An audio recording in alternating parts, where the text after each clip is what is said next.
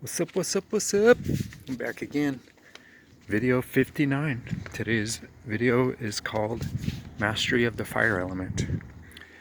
So, if you go all the way back to the first week of 2021, I started making these, and one of the first things I discussed was how there's basically three elements to what we're trying to learn here, or three aspects, I should say: inner, the outer, and the mental.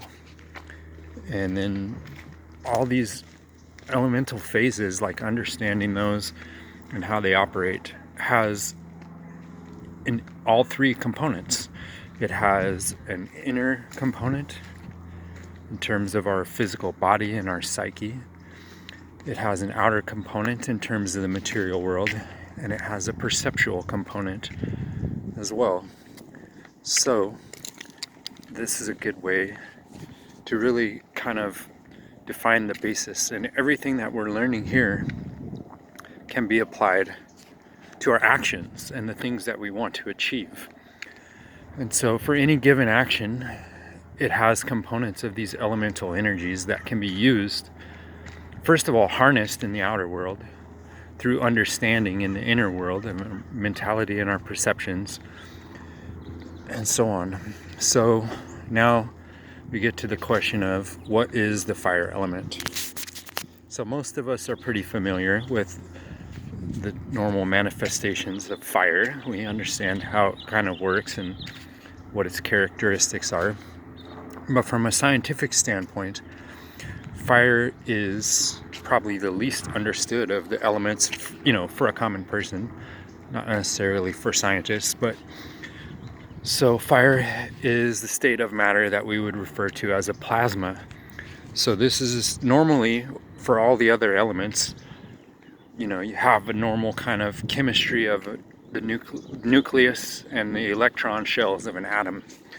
But in the state of plasma, the energy level or the vibrational rate is so high that these two types of charge separate. So you basically have nuclei and electrons in a separate form. And then the electrons kind of flow, and that's what gives the main properties that we associate with fire, which is light, energy, and heat. So what are the actions of fire? Well, there's a lot of important ones, and it's definitely the most active of all the elemental phases. And so it's constantly in motion. That's the number one thing. It's pretty important. So this is why fire is the only element that, if you combine it with the other elements, it will induce a phase change. So if you heat a solid, it liquefies, it melts, right? If you heat water, it evaporates. If you heat gas, it will energize and plasmify to some extent. It will have an induced flow of charge based on the heat of the flame. So, and fire in itself, in order to exist, is in itself in a constant state of phase transition. So like if you take a piece of wood or a volatile liquid like gasoline or alcohol and you set it on fire, that fire is in essence the transition, the constant state of a transition. So, and it becomes kind of hazy as to where the boundary between the substrate or the fuel and the fire, where is that line? It's kind of hazy.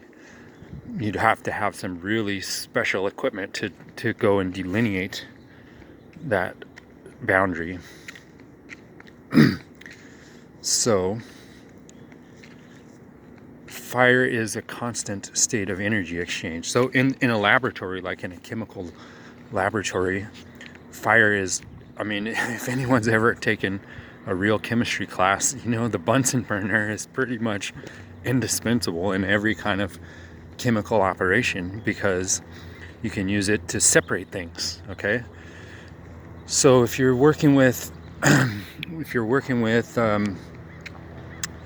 solids, right, you can separate out more or less the carbon and the ashes and the mineral salts from the volatile elements the gaseous elements and different ions, you know.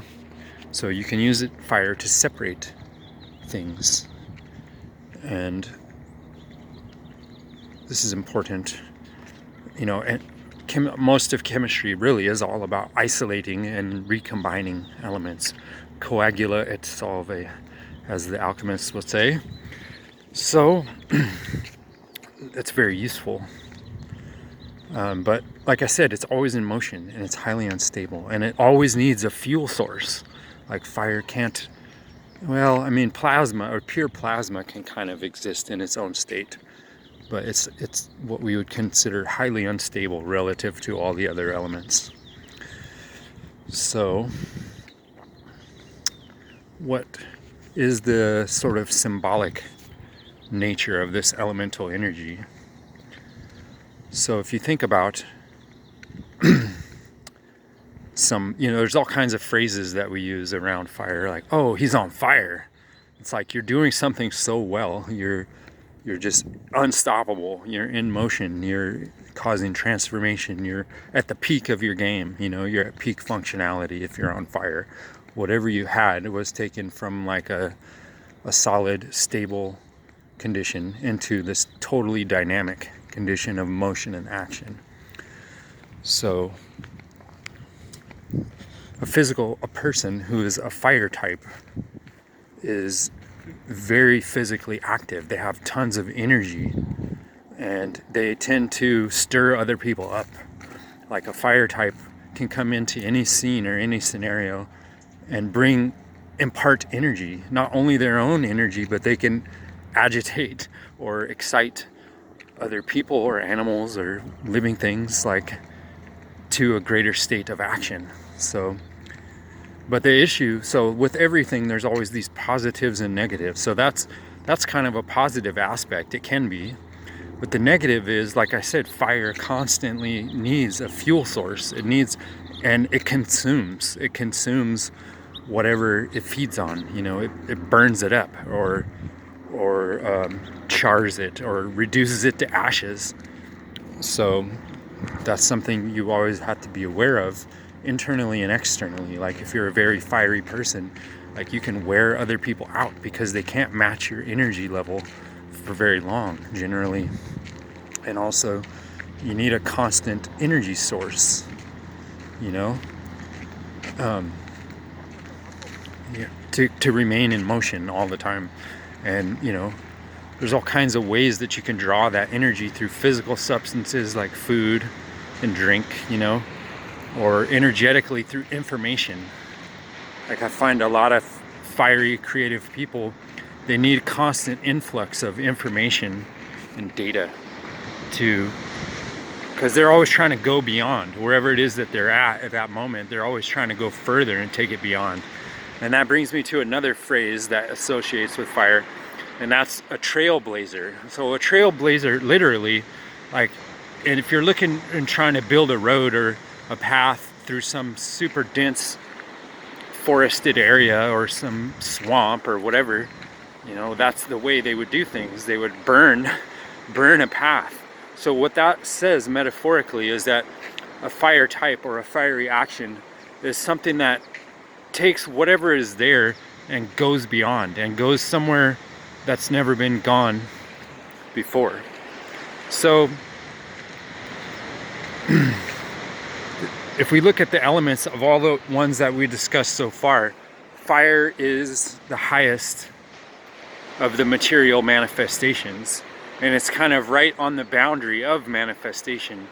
So now we get into the inner aspect of fire. Like, what does that represent within our consciousness?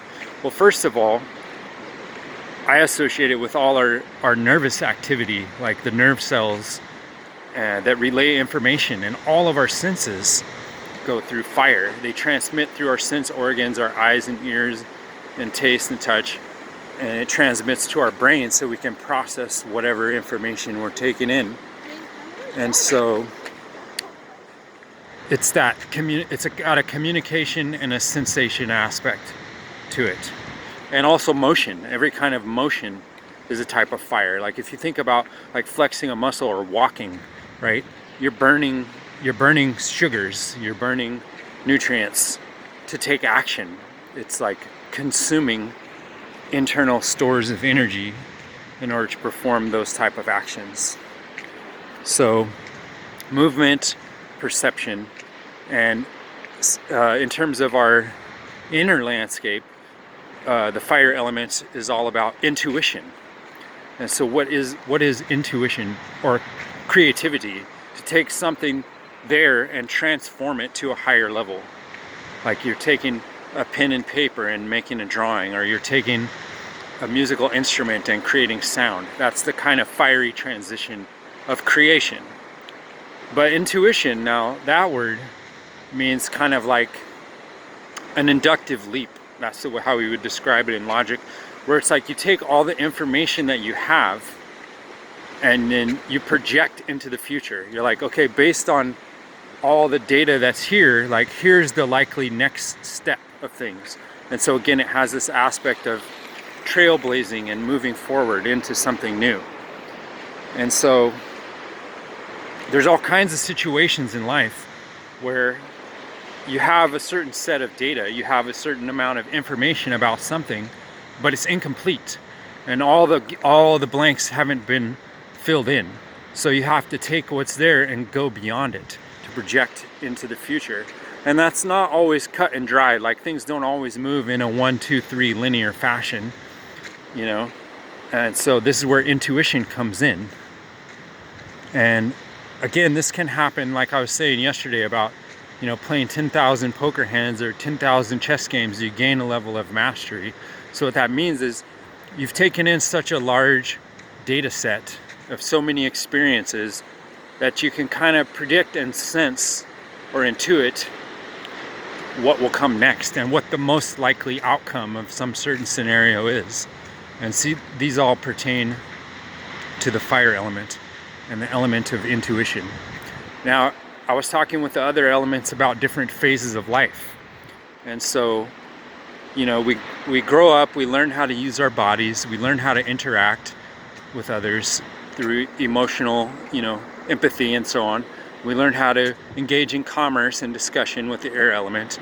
And then the fire element is the element, to me, I see it a lot like wisdom, the wisdom of experience.